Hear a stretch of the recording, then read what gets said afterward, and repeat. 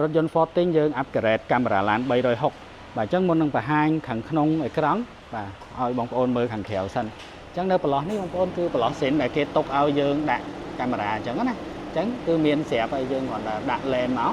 បាទអញ្ចឹងចាប់ទៅគឺឃើញស្អាតបាទហើយនៅតិចវិញសងខាងក៏យើងធ្វើការទាញបាទ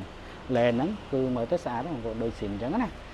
អូខេអញ្ចឹងយើងចូលមកមើលខាងក្នុងកាមេរ៉ា360នេះគឺដោតដូចត្រូវបងប្អូននិយាយទៅហើយ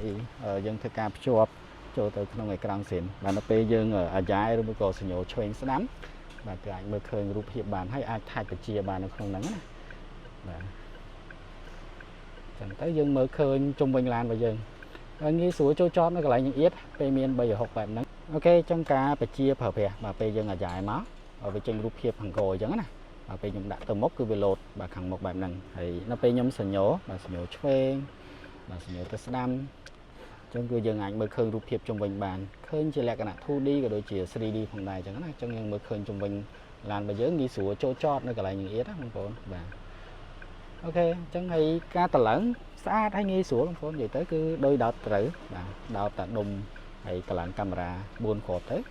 អញ្ចឹងសម្រាប់រថយន្ត Forting ណាបងប្អូនចង់បានបាទប្រភេទបែបនេះមានទាំងអត្ថប្រយោជន៍ហើយមើលទៅគឺទំនើបស្អាតបាទហើយរថយន្តផ្សេងៗជាច្រើនទៀតបាទបងប្អូនចង់បាន360ណាគឺអាចសាកសួរព័ត៌មានមកអាចខែយ៉ាងបាន